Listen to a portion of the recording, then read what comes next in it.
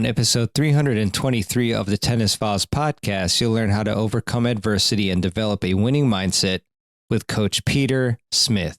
Hey there, I hope you're having a great day and improving your tennis game as much as possible. Today's episode is a great one. We have an interview that I did a while back with Coach Peter Smith, who is currently the general manager / director of tennis for the Jack Kramer Club in Rolling Hills, California. You may also have heard of him from his incredible college tennis coaching career. He guided the University of Southern California's men's tennis team to 5 NCAA championships and has notched over 600 wins in his college coaching career. He was also a 2-time ITA National Coach of the Year and 5-time PAC-12 Coach of the Year. Coach Smith on this interview talks about a lot of great aspects of tennis that you'll really want to concentrate and take in and improve yourself upon, including the principles that he used to guide his players to the top of the rankings, why it's more important to develop great people first and top tennis players second, routines that you can implement in your day-to-day to perform your best, what sports besides tennis you can play to become a better athlete, and overcoming the toughest moments in Coach Smith's career, and much more. So really hope that you enjoy this one. Definitely the most underrated part of tennis is the mental game. And, you know, part of that obviously is just overcoming losses and tough moments and just having that positive, confident, winning mindset. So definitely think this is a good one for you to help level up your tennis game. So hope you enjoy it. And without further ado, here's my interview with Coach Peter Smith. Hey, everybody. Welcome to another episode of the Tennis Files podcast. It's really a pleasure and an honor to have Coach Peter Smith on the podcast. He is obviously a coaching legend, as you've heard in the intro, and we're going to get into just, you know, how he's impacted so many players, and we'll get into a lot of tips to help you improve your game, as well as some of his coaching on the Pro Tour. So, Coach Smith, really excited to have you on. Thanks so much for taking the time today to be on the podcast. My pleasure. I know we've been trying to work this out, and I'm glad it all worked out and glad to be here and chat with you. Yeah, thank you, Coach Smith. Me too as well. I know you're a busy guy and appreciate the time. So, you know, I've done some research on you, obviously, to prepare, and I saw that you had written an article where you focused on making your sons great people who play tennis instead of making them great tennis players. So I was wondering what principles in particular you taught your sons to achieve this goal of yours. Well, you know, first of all, I just feel like tennis is such a challenging sport because it's something you play by yourself. And I think there are so many lessons learned in tennis that you can apply to life because, you know, it's actually, in comparing other sports, it's actually a very fair sport because at the end of the day, you decide what's happening out there. A coach doesn't always do that. Certainly at a college level, sometimes the coach gets involved, but usually it's pretty black and white. You play a tournament, you train hard, that usually goes over to your performance. And, you know, you don't get the nod to start here or pulled out of the game here.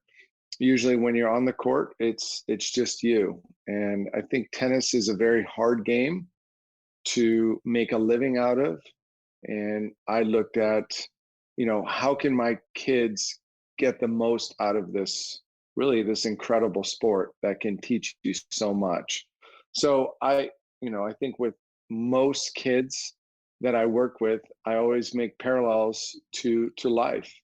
And, you know, life isn't always fair.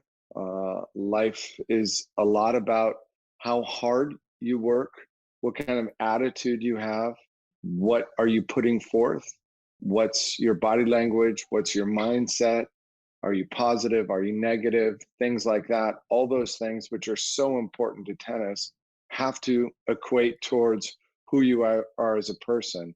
That was really never explained to me as a young person. So not with just my kids, and I think that was the slant of the article, But everyone I've tried to coach is I try and make those parallels, towards, communicating, working hard, showing up with the right mindset, those things. And that will make you successful in life.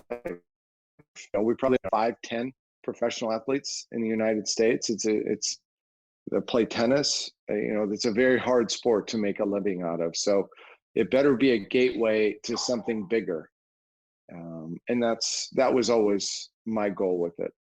Yeah, that's brilliant. I mean, a lot of times in other life projects, when I'm struggling with it, I kind of think back. How did I approach it from a tennis standpoint? How did I succeed on the tennis court? And then you apply those lessons to whatever you're doing in life. So really, really love hearing that.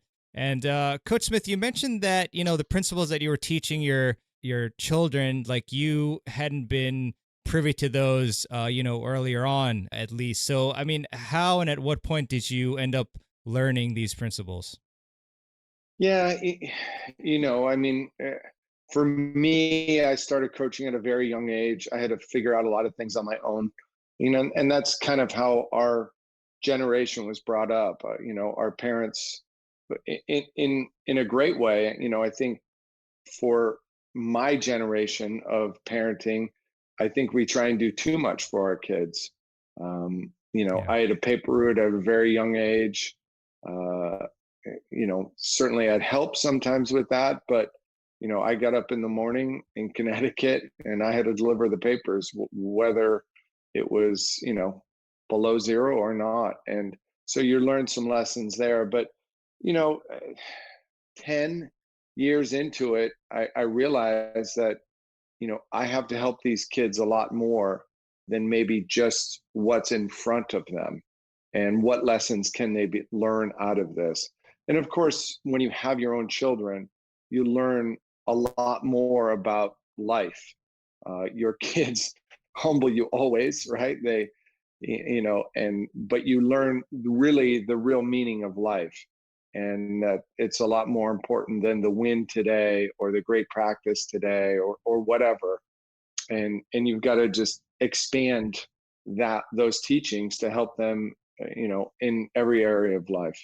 Yeah, 100%, Coach Smith. And, it's definitely going to be interesting to ask you about your experience as a quite a young coach, in the collegiate world. But just wanted to actually kind of delve into how did you first get into the game of tennis? How were you introduced, and what was your first experience like? Well, I was the youngest of 5 kids, much younger than my next sibling, 6.5 years. We were living in Italy, and my mom wanted to have a baby girl, and so she's maybe a little, but that's life. And I grew up. My dad played tennis. My older brothers played tennis, and we had a little paddle court in our driveway. It was the perfect dimensions for a paddle court, and lived in Connecticut till I was about 13, 14 years old. And I was playing a ton of different sports, but I was going around following my older brother to his clinics, and just being a little brother. And so when we moved out to Southern Cal in ninth grade, I really just forgot about all the other sports and just really focused on tennis. We moved to La Costa, and I had the incredible privilege to be around Pancho Segura and have a lot of life lessons through people like Pancho and Bobby Riggs and Mm. Lorne Kuehl, and the crazy atmosphere of La Costa that presented itself. Yeah, I mean, it's an amazing experience there. And, you mentioned previously, speaking of multiple sports that you said that you played, that it's important to play actually multiple sports to become a good athlete. And that kind of reminds me of David Epstein's book, Range, which I read recently, where he compares, Tiger Woods, which is the classic case of, just specialization from a young age, to actually Roger Federer, who played multiple sports at a young age. So I was wondering if, there are any particular sports that you think are that you suggest us amateurs and whoever else to play that might actually translate pretty well to becoming an overall better athlete, especially obviously with respect to playing better tennis. Well, I mean, the sport that everyone plays outside of the US is soccer. I played soccer as a kid. I played it very poorly and probably didn't like it because of that. My kids played soccer, but my oldest two didn't really like it. My youngest, Coulter, really loved it because he got to hit people. I didn't want him to play football, but he loved physical contact. And I really came to really appreciate soccer watching him play all the years he played. I think the American version kind of is basketball. I think both of those work on footwork and movement. And, I think more so than anything, soccer teaches real toughness. Every practice he's probably running 5 to 7 miles of sprints and intervals. And, Mm-hmm. it's really a physical game. And, for people that haven't had really watched soccer to understand how physical that sport is, even at 8, 9, 10 years old was a real eye opener to me. But all of those sports, teach that is so important to tennis. And I just think, so many times kids are focusing on tennis. And if you really focus on tennis, you can have a great 12 and under ranking. But the 12 and under and 14 under ranking is pretty meaningless by the time you get to when tennis starts really mattering, 16, 17, 18 years old.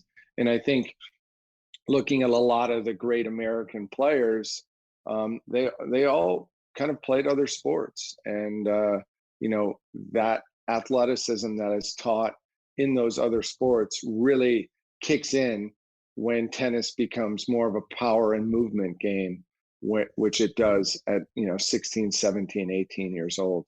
Yeah, great stuff again, Coach Smith. Yeah, I think to that as well. I wish when I was younger that I'd played more sports, in particular. I felt like my serve could have benefited if I had played, baseball or been a quarterback with a throwing motion, and also my movement could have been a little better, more efficient. So great points there. So, you speak about your sons, so Riley, Tanner, and Coulter, and pretty funny quote that I think you've been asked about before, but you said that coaching them is basically 90% bliss and then 10% hell. So I was wondering what types of things you did to kind of limit the hell part. Yeah, I mean, I guess it's just like playing tennis. You got to focus on the positives. And, we've had so many incredible memories, and I feel so fortunate that I was so close to them and had such a, important impact in their lives, and that our relationship today is so intact and so healthy. But, I had some examples of kids, coming to play for me. And I just said I was never going to put our relationship on the line for tennis, and I wanted to just make it as great of an experience as possible. But most of the time after you coach someone so long, especially your kids, and I think kids are wired to disagree with their parents. And I explain that to a lot of the parents of the kids that I coach, like, hey, it's their job to actually try and disagree with you and find the right way. And my dad didn't really like show me the ropes. He let me figure it out himself. So when my kids were born, I'm like, oh, great. My kids will be a million times better than me because I'll tell them and I'll help them. And I realized that in some ways I was hurting them by helping them so much, and that they had to gain this independence. And that is part of the process of them growing up. But yeah, I mean, they know what I'm thinking even before I say it. Body language is incredibly important when you're dealing with kids, especially your kids, and you're coaching kids, but your own children know your body language. And I've always said that my kids knew exactly what I was going to say before I said it, and actually had the response already presented to them before I even spoke a word. So, they were just, and after a while, they get tired of hearing it. So I spend a lot of time just asking them questions. What are you thinking here? What are you feeling? And let them try and figure it out themselves and come up with it themselves. But yeah, we've had some funny moments. I'm sure they can mimic me pretty well on a tennis court, as others have done also. But all in good time. I mean, you don't understand life till you have children, and that's for all the parents out there. Every parent goes through the same thing. It's the most challenging and the most rewarding thing you'll ever do in your life. Yeah, and you've clearly done a great job. So, Coach Smith, so you mentioned body language and how important that is, whether it's with your kids or with your students or your players. So, what are a couple examples of body language? And just generally, what are some times or what are some things that you did, instinctively that maybe you had to actually hold back on and tell yourself, oh, this is actually not the proper way to present myself in terms of body language? Well, everybody fails. I fail every single day, and everybody is a work in progress, and we're all trying. For me, I'm always just trying to become the best version of myself, and that usually starts by getting some exercise in the morning, clearing the head. Like I said earlier, I have two dogs you know uh, that are just the greatest, and we usually go on a run or a long walk in the morning, and express gratitude for exactly what I have. But tennis is a very imprecise game. That will never be perfect. So I've always said it's an imperfect game played by imperfect humans, right? There's not many perfect tennis matches where a guy walks out on the court and plays a match and doesn't lose a point or doesn't make an unforced error. My mom used to always tell me life is not fair. And how you respond to those situations is so important to how you go on with life.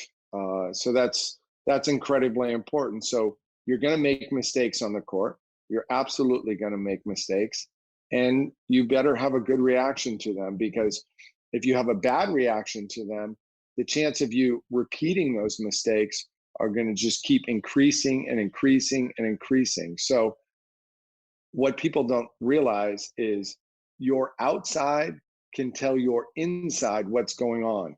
And at the end of the day, you're in control.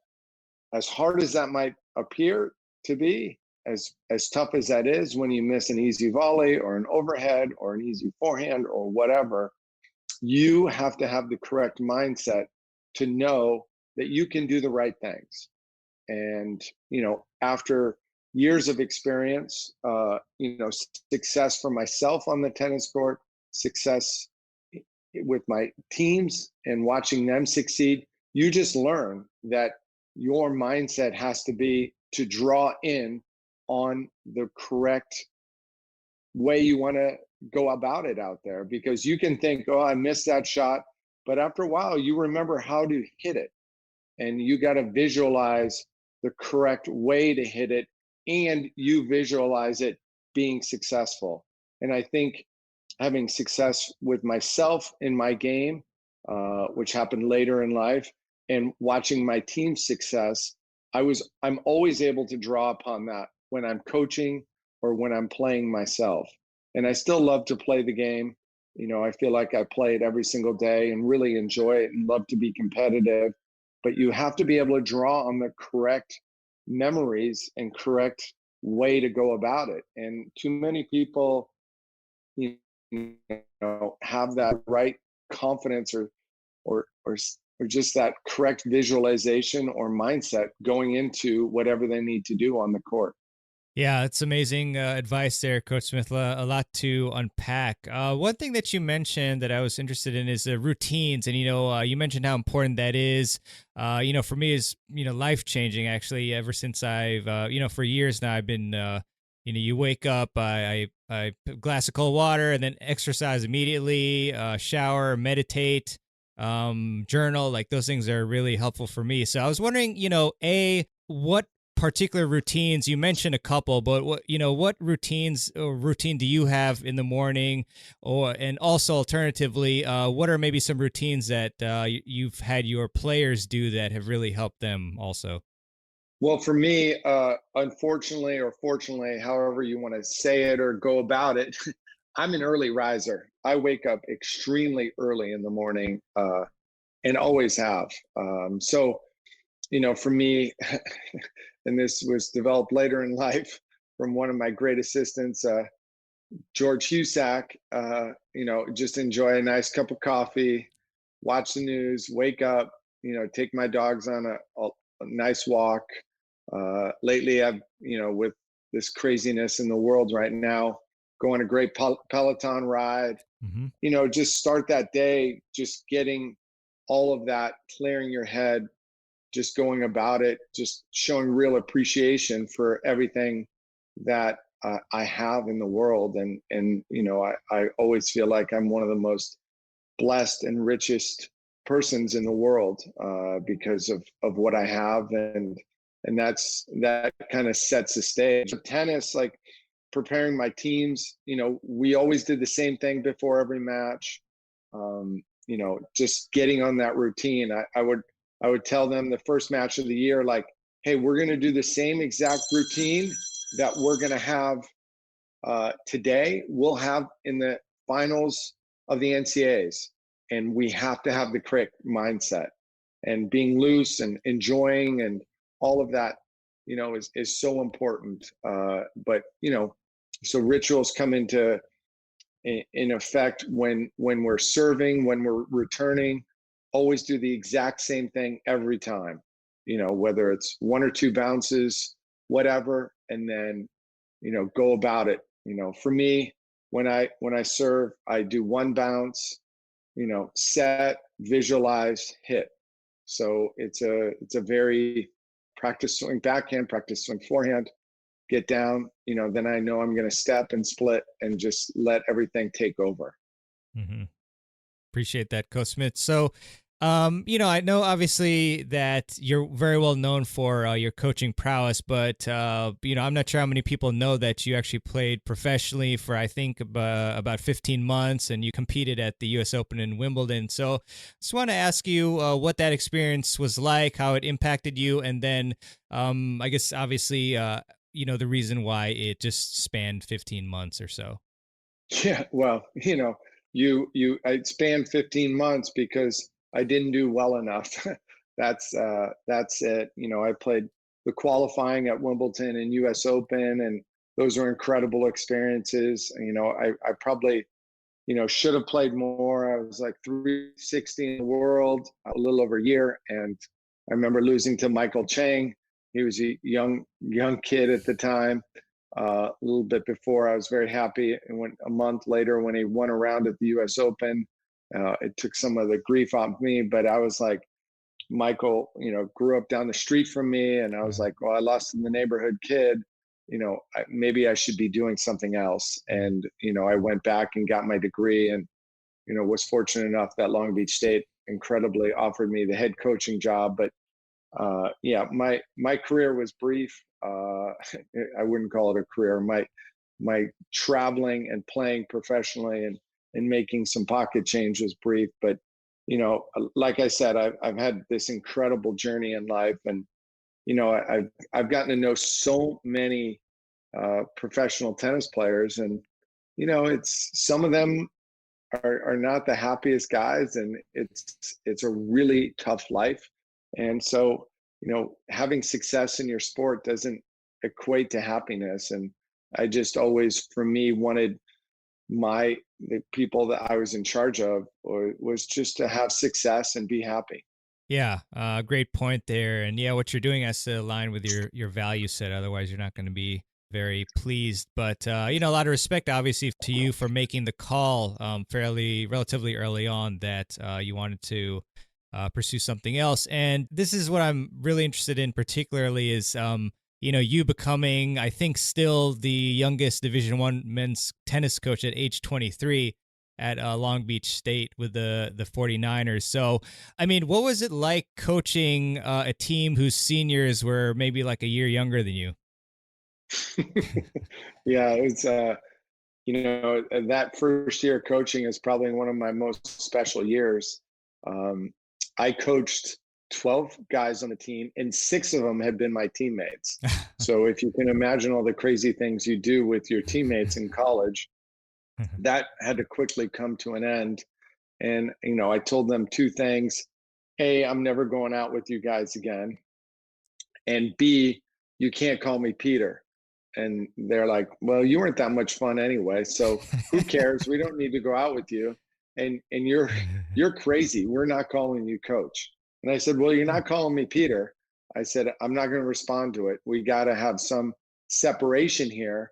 And so they came up with a version, and they called me Co. So it was kind of a nickname, short for coach, obviously. And, to this day, some of them still call me Co. So, and actually my kids, when they played for me, called me Co sometimes. And it was something I always really liked. But yeah, it was a real change to go from, being their buddy and things like that to now, having to make really important decisions about their college. Yeah, for sure. And I mean, surely you must have had some, fears or insecurities. So I was curious to ask you if what those might have been if you weren't, super overconfident or anything like that. Well, sometimes, for me, I didn't really think long term. Mm. I think one of the great things in my life is I am always fairly idealistic, and I always have a very positive outlook on life. And when I wake up each morning, I'm really ready just to tackle that day. Mm. And I lost my brother when he was 36 years old. I was 26, he was 36. He was my first coach. And that really impacted me way beyond anything else that had ever happened to me. And it still impacts me. And, I realized that his life was cut so short. And so, it's whatever I have in front of me is a gift that my brother Kevin would have loved to have had.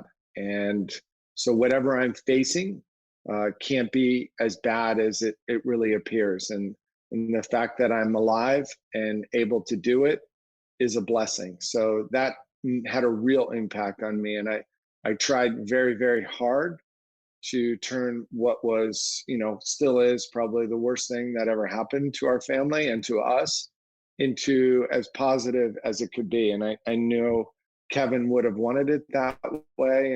And that's been a guiding force for me in my life.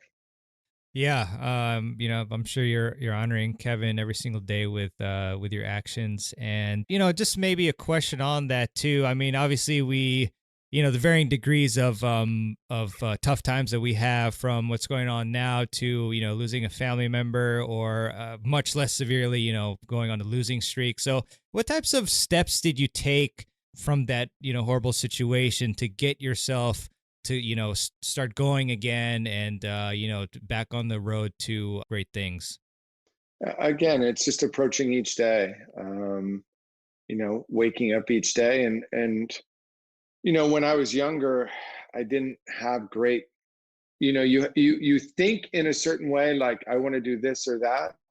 But for me, even today, I was super fortunate to wake up and work with someone from 7:30 to 8:30. And, I have 2 or 3 more lessons. And how I'm just so appreciative that I get to work with, these people and these kids, and just do the best job I can. And like I said, I fail a lot, but having that attitude, like, okay, learn from it, just move on, just appreciate what you have and keep going forward. I just think that's the most important thing. Yeah, 100%. Yeah, I mean, gratitude really, it's huge, as you mentioned. I think a lot of times when we get mad when we lose a match or something like that, we have to be grateful for things like, we're even able to play tennis, where a lot of people aren't in their situation. Well, So, I mhm. think when you're in the middle of it, you're feel like you're getting crushed and the world is against you. But without the tough times, the pressure that you face, that's what makes you rise above and makes you, you know, become that. So adversity, defines people. And, if you don't go through life without adversity, everybody's going to face adversity, just like on a tennis court. You're going to face adversity. How you handle it, how you come out of it is the most important thing. Yeah, 100%. And you've done some amazing things in all of your places that you've coached. I think you are one of only two coaches to guide three different schools to the NCAA quarterfinals and top 5 national rankings at USC, Pepperdine, and Fresno State. So, tough question, but what were the main principles and approaches that you used to enable you to become successful at so many different places to that high of a level? Because that's obviously extremely difficult to achieve. So how did you do that? Again, I don't overthink it. Hmm. I just put my best foot forward every day. For me, I'm extremely competitive. I wanted my players to enjoy and feel that competitiveness. I made competition a part of our practice every day. I never backed down from anybody playing the best. Just going about that and just looking at all of these different circumstances as opportunities and really incredible fun experiences. Whether we were playing a big match or an NCAA tournament match, I could never win those matches for my players, but I could certainly lose them. So my mindset, my approach to it was so important. And, I just always had enthusiasm. I tried to have enthusiasm, not saying I was always successful, but I always tried to have enthusiasm and in just enjoying that moment that this was a gift. Playing in finals of NCAA tournaments, I always remember those moments and just remembering that I really believed, I believed it to my core that I was the luckiest person in that facility, whether who was watching, whether it was playing, I'd be like, and I did this in all types of different situations, just pinch myself. This is incredible. You're living the dream. And to be able to impact others and for people to try and help others has always been a very motivating factor for me. Yeah, for sure, Coach Smith. And you've obviously got different facets of the game. You got strategy, fitness, technique, and the mental game. I was wondering for your players, I know they're at a high level, obviously, but can you kind of rank in order, like which one of those do you feel like you focused on the most in developing for them, and then why? I mean, I do think they can all bleed into each other. Mm, Mental obviously wins it, but mm, if you're not in shape, it's very easy to be a coward out there. I think there's a saying around that. Weakness, brings out that in you. So you've got to be physically fit to be able to go the distance. But your mental towards that situation is so important. I remember reading a study where they looked at 3 different groups and they said, the negative mindset, the positive mindset. Well, they showed that there actually wasn't a huge difference between negative and positive, but actually the group that showed the biggest difference was the group that just was thankful to be in that situation. mm. And I always had this stupid thing that I sang in my head. I think songs are important, and how you go about that is super important. And I always sang that Donna Summer song. I'm so excited. Just when I was returning or serving on a big point, I would just try and just be excited for that moment. But so we did a lot of stuff that was not typical. We played a lot of ultimate frisbee. Mm. Um, just I felt like that developed teamwork. I felt like it was very hard physically, and so you're getting in shape and you're doing that speed work and interval training without even knowing it. And so you're trying doing all these little different things. But yeah, I certainly had a certain style that I wanted my players to play, but everybody brings their own set of you know positives and what they do really well on the court. So you have to build each person's game around what their advantages are and what they do really well. And but just trying to have that real collective mindset to be competitive and enjoy the moment, I think is the most important thing. Got it, Coach Smith. And if you were to be able to speak to your 23-year-old self, what advice would you give? And I mean, basically the question here, it's probably obvious, but, what types of things did you learn all throughout your coaching career that, maybe you changed since you started coaching? Well, I read the book, The Inner Game of Tennis, when I was very young. I think if I was be able to talk to my 23-year-old self, which is kind of funny because when I was 23, I lived 2 blocks from where I live now. So if I were to, be able to like walk up to that 23-year-old and say, here, come on, walk 2 blocks down and take a look at that family. I mean, I would be completely overwhelmed, at the love that my wife shows me after 31 years, that I have 3 children that are just, we played a board game last night, Monopoly type game. I was like, and they were yelling at me because I was on my cell phone too much instead of me yelling at them. I just, you just feel like the richest human in the world and the luckiest guy in the world. And, there'll always be challenges, but just to enjoy the ride and, to have somewhat of the success that I've had, I couldn't have dreamed it. And I guess, I didn't have the capacity at 23 to be able to dream at the ride that I've had in life. And, look, I'm 56. I have a lot more plans and a lot more adventures in front of me, but I don't know if I'd say too much, just enjoy it and don't be afraid to dream and have these incredible things. And, some of the kids I coach, I tell them all the time, like, what are your dreams? Like, it's okay to dream. It's sometimes it's not a goal, but have those dreams and shoot for those dreams. And, people have said to me, oh, you quit playing pro too early. I don't buy into that at all. I couldn't have dreamed to have as wonderful a life as I've had.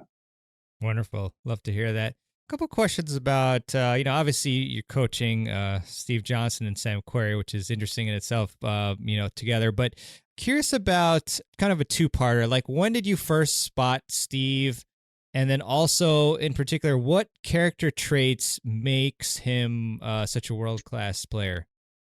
Well, I met Stevie when he was 12 years old. Incredibly, I remember telling his coach that I didn't tell his dad, but hey, he needs more offense. He always had this incredible feel for the game, and I think one of the things that made Stevie, made him so great was his love of our team and the fact that he would do whatever it takes to win at our level, and supporting the team was the most important thing to him. And that team spirit really drove him to his greatness. He just wanted to rise above. And when he was able to compete for something bigger than himself, he was Superman. Just no doubt about it. He was Superman. To do what he did, which has never been done before in college, just made him incredible. And, him not wanting to let people down is a big thing for him. And he's an incredible athlete. And he, so that really just pushed him to play so much higher than what he was capable of. Awesome.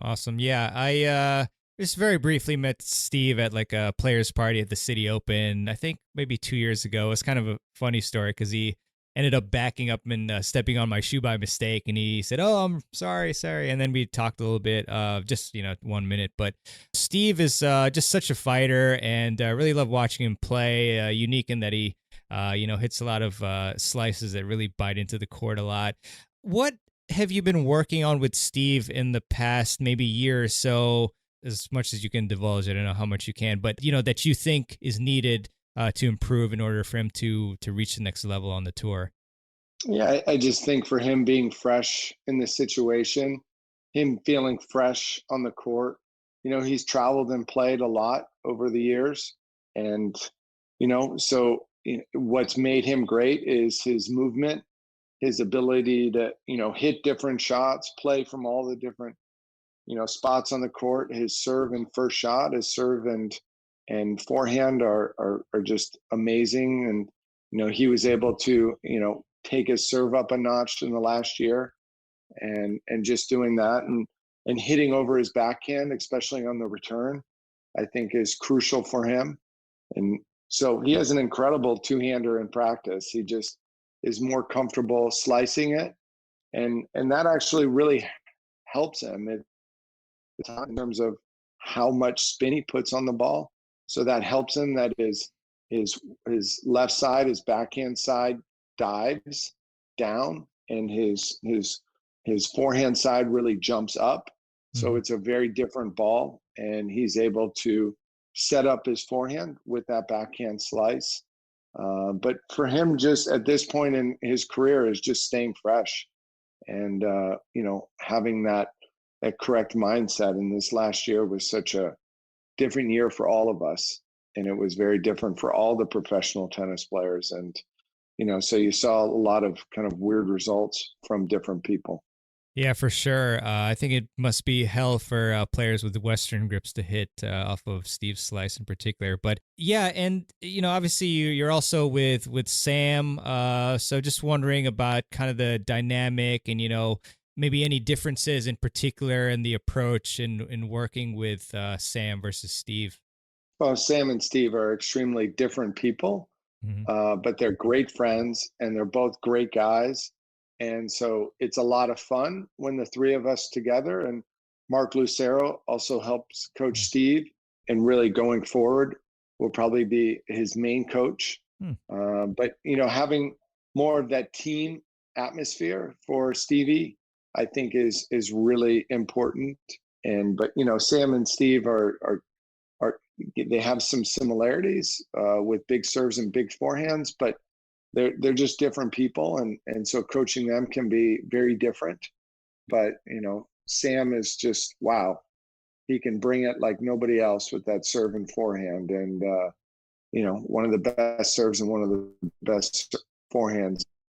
Yeah, for sure, Coach. And I know you have a lesson coming up soon, so I'll just maybe one or two more if you have time. But yeah, Mark is great, by the way. I've had him on the podcast. It's great in the announcer's booth and whatnot as a commentator. What has the hardest part been about dealing with the current pandemic in regards to just your coaching and the players dealing with it on tour? I mean, I think for the players, the coaches, we don't have to perform. The players have to perform, and players win matches, not coaches. And I think coaches can help. They can make a 1 to 3% difference. On the tour it's smaller than in college, but I think that the toughest thing for them is just happen. What are you playing for? What's the schedule? Everything is still up in the air so much. And right now the first part of the schedule came out, first month and a half, but after that, what is the schedule? What's the world going to look like? Before, players want to know, how hard do I push here? How hard do I push there? And what's next? And that just is very uncertain at this moment. So that I think is the biggest roadblock for all of them. Yeah, 100%. Coach Smith, you mentioned the inner game of tennis. Are there maybe 2 or 3 other books that you would gift a friend to help them play better tennis? Well, I like a lot of the really successful coaches. Bill Walsh, Let the Scoreboard Take Care of Itself. That book is like a semester's class. That guy was a genius, and that goes along with kind of my thinking. Let the scoreboard take care of itself. You're not in charge of the scoreboard. Don't try and control the scoreboard. You control what you can control. Mike Krzyzewski has written some good ones. Phil Jackson is kind of along those lines, having, what's 11 rings, or Phil's book is incredible. But yeah, just understanding that. I mean, I do think Phil Jackson could coach football and Mike Krzyzewski could coach baseball, and, great coaches are great coaches. And it's not necessarily about the technical. It's more about the approach and, how people go about it, and creating that mindset and that team camaraderie is everything. For sure. Coach Smith, if you could write a message on a big billboard that's erected in the most populated street near you, what message would you put on that billboard? Well, in my neighborhood, I would write, "We're all so fortunate." It's, the world is such a crazy place right now compared to 5 years ago. And, for me, the fact that I'm able to do exactly what I love to do, you just feel very, very fortunate to be able to do that. So, count your blessings. You be in charge of your own joy. You're responsible for your joy. Nobody else is responsible for your joy. Your wife is not, your kids are not. They all can help. And no excuses, just no excuses. So maybe I'd write, "No excuses. You are in charge of you." That's right, Coach Smith. Where can people follow you to see, what you're up to, perhaps social media, any particular accounts you'd like people to check out? Yeah, I mean, I don't put it out there as much as other people do. I've thought about it, but then I think, well, this guy's doing a better Instagram than me. I mean, I put a picture of my dog on Instagram yesterday, Coach Peter Smith. It was Floyd's 6th birthday. Happy birthday. We put a hat on him, a party hat on him. He looked pretty pissed off in it. I'm very fortunate to be the general manager and director of tennis at the Jack Kramer Tennis Club, and so I'm in here playing behind me, but I'm going to go out and teach some lessons, and help lead this club through this incredibly challenging pandemic we're in right now. But that's where I am now, and so just hanging out with my family and my wife, and just doing all that, but just playing tennis every day and enjoying that. Love it, Coach Smith. So I know you have to go, so I promise this is the very last question. Cut me off if you have to leave now, but what is one key tip that you can give our audience to help them improve their tennis games? Well, I'm kind of stealing this one from John McEnroe. Watch the ball. I mean, I just think people focus on so many things that is unimportant on the tennis court. Too many people lose tennis matches, right? They're trying so hard to be great that they can't be good. So watch the ball off your player's racket. Don't lose the match first, even though I never like to speak in negative tones. Walk before you run, be good before you're great. So, when I first start working with kids, I work a lot on depth, work a lot on patterns that they can make. And then, then you work on, okay, now you're good. We spent 3 or 4 or 5 months being good. Now let's be great. And this is what we need to do. But the basic stuff, be good first. And too many people are out there trying to be great. And, in tennis, you can kind of visualize hitting a 130-mile-an-hour serve. It usually doesn't go in, but you get on a basketball court, it's not like you can all of a sudden take the basketball, which is what you see the pros do. So, some of the shots that the pros hit, we actually think we can hit, but a lot of people miss all of the work that goes in before it. So walk before you can run. That's right. Master the basics. Well, Coach Smith, thanks so much for your time. Really enjoyed speaking with you. And, best of luck, obviously, in 2021 and beyond. And thanks a lot for all the great advice you gave us. So appreciate it. Some great questions. Thank you for this time. And everybody out there, take care of yourself and hope everyone is living the life they want to live. Thanks a lot, Coach Smith. I know you got to go, but thanks again. And we'll have this up in a couple of days. So Pleasure. Thanks so much. Take care. All right. Bye-bye.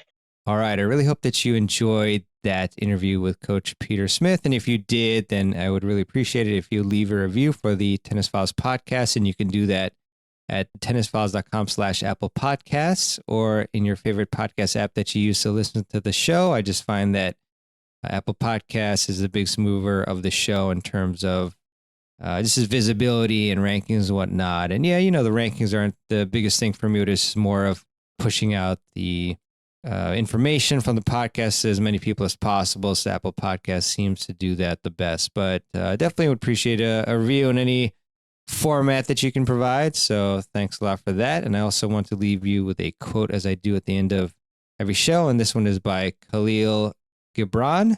Sorry if I mispronounced that.